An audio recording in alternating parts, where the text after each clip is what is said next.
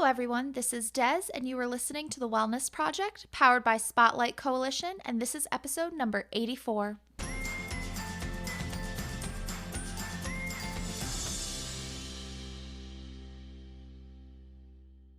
On today's episode, I am going to speak with Chris Templeton.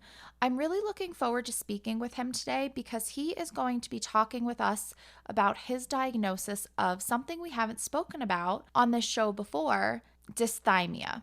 You may not have heard of dysthymia before, but it is actually a depressive disorder. It's a persistent, milder, but longer lasting form of depression. It's also called persistent depressive disorder.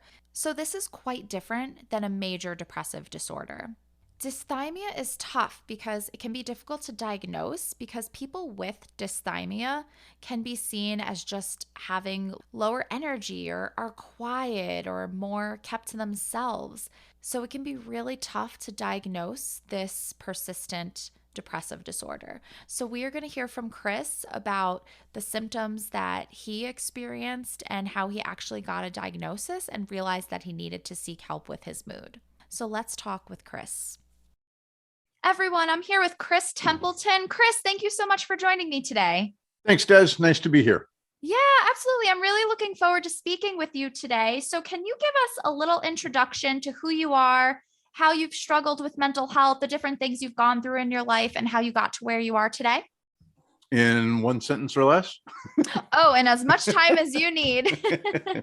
I didn't really realize for a long time that I was struggling with very mild depression, and it was actually diagnosed by my psychologist about 2 years ago.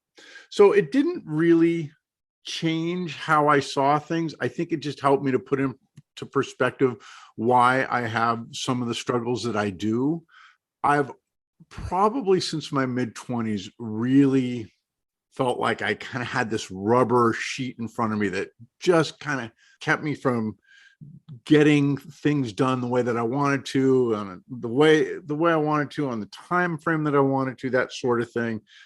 Just kind of this obstruction to me getting to where I want to go. With that said, I've been together with my wife for 32 years. We've raised 3 children into adulthood who we're very, very proud and impressed with. And they like us and we like them. And, those are huge accomplishments. So it's been interesting because at some level, I can't help but wonder if there was any great value in knowing that I had dysthymia. And in part, that's because I've developed some strategies and a program we'll talk a little bit about, a model and some questions that I think have really helped me to kind of just be at peace with it. Does that make sense? Yeah, that definitely makes a lot of sense. So, do you have any really early memories of struggling with dysthymia at all that you can recognize now as an adult? From my mid-20s on, just that feeling of, why can't I get out of my own way type of thing, that the thin rubber sheet that I just couldn't quite break through. But beyond that, I think just feeling like I just can't quite do some of the things that I want to do. And I've been relatively successful in life. I mean, in a lot of ways, I've been very, very successful. A couple of ways around money has been a much bigger struggle for me. But I think at some level, not knowing it kind of kept me from using it as an excuse. I still don't use it as an excuse at all. I think it just helps to put it into perspective a little more than I had been able to in the past. Right. Okay. And do you have any specific symptoms that you struggled with in particular? I think some self-worth issues, some feelings of pointlessness in certain areas. I've never had suicidal ideation or anything like that, but just, this is why am I doing some of the things that I'm doing, mostly work related. As I said earlier, with the relationship that I have with my wife and my family, I think it's made it very easy not to be overwhelmed by any of it. Okay. Well, thank you so much for sharing that. And I think a lot of people don't realize what dysthymia is and that maybe they're struggling with it. So I think it really helps to hear your story. So at what point did you realize that maybe you needed some extra help or needed to get a diagnosis? Probably about 3 or 4 years ago, I think I had actually been on some meds like Wellbutrin or Paxil, something like that, maybe 10 or 12 years ago when we were struggling with some financial stuff. And then about 3 or 4 years ago, I got back in touch with a therapist that I had gone to when my parents split up in my 20s. I just knew that it just wasn't thriving the way that I wanted to. And so I think that's primarily what got me in the door. And then maybe 6 months or so after that, she said, I think this is what you're struggling with. Okay. Okay. Gotcha. And do you attribute your financial struggles to the dysthymia? Not really. Okay. I mean, it's a tough one. That's the kind of stuff that, how do you know? I mean, the reason I say I don't think so is that we grew up in a family with a very narcissistic father who always told us that, we were milking him for his money and that sort of thing.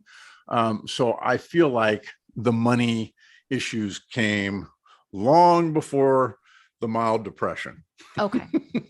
I'm Gotcha. sure that the mild depression didn't help anything, though. I mean, Right, right. No, that makes sense. And so you did mention that you have come up with a model. Can you give us an overview of that? sure. So in 2003, as she loved to call herself, my evil stepmother said, you ought to read The Power of Now by Eckhart Tolle. I read that and was blown away very early in the book. He's, we're all so good at driving ourselves crazy in certain areas of our lives, and that really resonated with me in some ways. In other ways, it was like, well, what do you mean? It's because of what's going on around me. It's not me. And basically, he says something along the lines of, we narrate ourselves and what's happening. And in a lot of places, we do that in a really, really negative way. And so I started working on a model. Well, actually, 3 questions came up for me. And the 3 questions are simply, what's the story I'm telling? Story being anything that I'm thinking or visualizing about myself or about the world around me. And then the second question was, is it serving me in this moment, in this moment, in this moment, in this moment, not yesterday, not 5 minutes ago, not when I was a kid, right here and now, is it serving me? And then typically, if I'm asking that question, I've got something going on that I'm not happy about. And so typically the answer to that question is it serving me in this moment, is no. And so the third question is there a more authentic story that I can tell? I just started playing with it. I really wanted to, when I started developing these questions, I really wanted it to be something that I could use with my kids, with coworkers, that sort of thing. So it had to be super, super simple. And you hear the 3 questions, and even when I talk about it, I'm like, oh my God, that sounds so simple. But I've literally got thousands of hours and hundreds of pages and all kinds of work that's come from that, because what happens is you end up with a model. If you were to take those 3 questions, top left, what's the story I'm telling? Middle left, is it serving me in this moment? And then the bottom left is there a more authentic story? At question 2, you can draw a horizontal line. So if you had that on a landscape A4 piece of paper or 8.5 by 11, there's a line across the middle of the page. And if it's not serving me, I say that goes above the line. And above that line, I call that little me. That's when I'm in little me land. And if I'm below the line, because I'm telling an authentic story that is serving me in this moment, I call that authentic me. All of this was about, how do I make this simple? So simple that my boy, at 8 or 10 could say, hey, Dad, are you in little me mode right now? And I could say, Sure am, buddy, but I'm going to stay here for a little bit, right?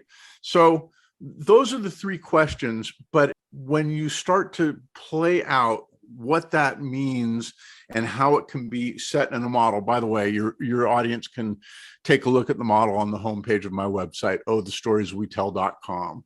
It just becomes so clear that being above that line of in little me land with stories that don't serve me isn't where I want to be. And so the model at some level becomes prescriptive as well. So those are the three questions. Okay, perfect. Yeah, I really like that. And how can you explain how you think this can help with somebody and what kind of issues in their lives that this can help with?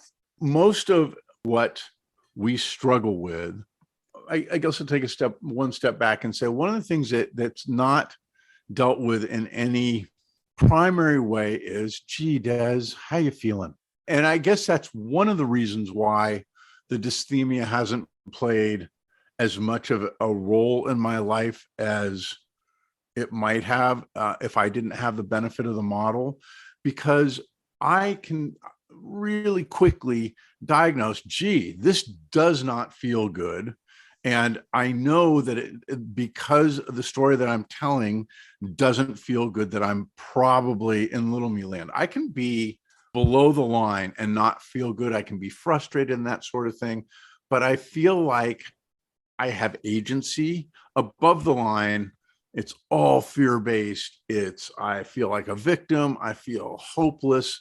And so when I start to recognize kind of my role in driving the story that I'm telling about anything, I start to really recognize, oh my God, I'm the one who's coloring the story. So, when people say, oh, in the New Age and the Enlightenment movement, a lot of people say, well, Des, you create your own reality. And I'm thinking, oh, dude, I don't see that. But what I completely see is my role in coloring what I'm looking at. And so typically when I'm above that line, man, I am in what I call proof of truth mode. Man, I'm going to prove that this is true, that you're a problem, or I'm not worthy of something. And so to go back to your question, when you think of kind of all the issues that we run into as humans on the planet, sense of worth, imposter syndrome, lack of confidence, all of that,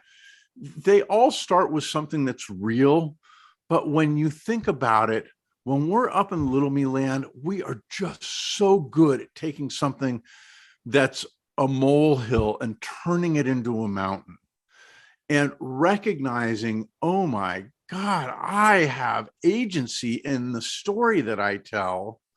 It changes everything in terms of it helps me to understand why I'm struggling with myself, why my wife might be struggling with me or the kids or that sort of thing, and lets me create a new perspective that really serves me. And when I'm serving myself authentically, I'm serving the people around me almost by default. Does that make sense? Yeah, that makes a lot of sense. And so you had mentioned to me something about the protector. Can you explain that? You want to talk about the protector, huh? Sure, absolutely. About 2 years ago, one of my really big realizations was that Runaround in Eckhart Tolle's book, I don't know if you're familiar with it, but it's kind of a spiritual book and the power of now, being in the moment and that sort of thing. One of the things that he talks about is the pain body, which just makes my skin crawl. It's like, oh God, well, it's his phrase for the ego. The ego is the enemy, the inner critic, the inner bully. It's the part of us that's hardwired that has us on this planet now. It's the fight, flight, freeze response. It's all of that hard wiring that kept us safe from lions and tigers and bears. But now, without those kind of concerns and all the other information that we have coming at us, I realized that if we everybody wants to fight the ego or make the ego go away, or if I could just destroy the ego, everything would be fine. And this is, for me, what I'm trying to do is to give the common man and woman an easy way to kind of connect with the parts of them that they struggle with. And so I call it the protector with a capital P. It's the ego, what, you know, the pain body, whatever you want to call it. I call it the protector, capital P. And my whole goal with this part of the model is to help people to recognize that they got to stop pushing against that part of them. They got to partner with it where they feel like, oh, I see what he's doing or she's doing in my mind, in the story that I'm telling about myself or my partner, my workmates. And I understand that it's the protector's wiring to keep me safe. Like, that's why we call it the protector. It's there to keep you safe. It's just that when the protector gets to go off, oh, the places will go, right? And none of them are happy. So when I recognize that that protector is there to protect me, that it is there to keep me safe, and that it's doing the best job that it knows how, then my job is to take and listen to what it says and come up with a story that's more balanced down below the line. You're always going to have some struggle with that part of you, but the question is how much credibility do you give it in terms of helping you to recognize a problem and then backing it down so that now I'm taking whatever that issue is and putting into perspective. Does that make sense? Yeah, that makes a lot of sense. Thank you for sharing that. Very, very interesting. And so you have some practices that you suggest. Can you share those as well? When you think about it, really what I want to do is I want to spend more time below that line of question 2. Is this story I'm telling me serving me in this moment? There's all kinds of things that we can do. One of the things that I'm a huge fan of, and I think has really helped me with the depression aspects of my life, is I read a book by a woman named Julia Cameron called The Artist's Way. And she has a practice called daily pages. And she wants you to write 2 or 3 pages every day. I'm not a fan of 100% or every day as a prescription. So I say, you know, man, if I can write 3 days a week, that's great. The thing that she talks about is write like you can't get it wrong. So the beauty of that is that now understanding that I've got this protector who may be going off at any given moment over any given topic, whether it's myself and feeling a lack of worth, a lack of confidence, or feeling like an imposter, the most important thing that I can do is write that story, write what that part of me is saying, letting it out. It's like letting air out of the balloon. You know, I think about these poor counter agents in airports these days with all the canceled flights we're seeing. And you know, think about it. When you have an angry customer coming up to the customer service desk who's just had their flight canceled and they're mad as hell and they're not going to take it, that's the protector totally in charge. With me? Mm-hmm. Yeah. And so what does the counter agent do? The counter agent lets that person within reason go off. Your airline is the worst. You're part of this problem. I'm never flying, blah, blah, blah. And think about it from the standpoint of this balloon that's deflating as I'm going off on this counter agent. And at some point, for most people, they get to the end of their rant and they get this little sheepish smile on their face, like, oh my gosh, I can't believe I actually said that, right? And that's when the counter agent is like, okay, let's see what we can do to help you. The same thing is true for us. If we can be our counter agent to the protector, whether it's through writing or other practices, what happens is when we listen to him and hear him or her what they have to say, it lets the air out of the balloon. And then we get to move to a place that's more authentic. And at that point, we still are saying, okay, look, Protector's got some good points here. Let's address those and make sure that we've got them addressed in a way where the protector feels heard and that it's going to be dealt with. It sounds kind of silly, but when you think about it that way, and you write in a way where you can't get it wrong, where he can be swearing at you, telling you the worst person in the world. And we've all had that. We've all had those feelings of, oh my God, how am I ever going to make it? How am I not going to be an imposter? When I give those feelings credit, those thoughts credit, it takes the protector off the job and he gets to hop off the soapbox and go, okay, you got this now. The first practice for me is absolutely writing. Anytime that I'm feeling like I'm struggling with what I'm about to face, I'm procrastinating, just taking the time to write about what's going on honestly with myself is just a huge help in terms of feeling like, okay, now I get agency back in my life. Okay, gotcha. Oh, that's really, really great. Chris, this has been really, really helpful. I think this is going to be great and helpful for people to hear. Is there anything else that you want to share with our audience? Well, just as a side note to the longhand writing, and I recommend that people write with pen in hand or stylus in hand, write longhand if you can, so you're not distracted by each letter that you're typing. The opposite of kind of long form writing is what I call the post-it note method, which is, sometimes we make such a big deal out of things. And if we just take a 3x3 post-it note, start at the top with what's bugging me. And if the protector's swearing at you, that's what you write down. And then talk about whatever it is that you're about to work on, how you can and why it's important to get it done. You know what? I don't want to build this website right now, but I know that, I want a happy client. I want to do a good job. I feel better usually after I've been procrastinating and I take a minute to write this stuff down and then start the work. All of that protector talk goes away and I just start doing it. So the post-it notes also another really good practice.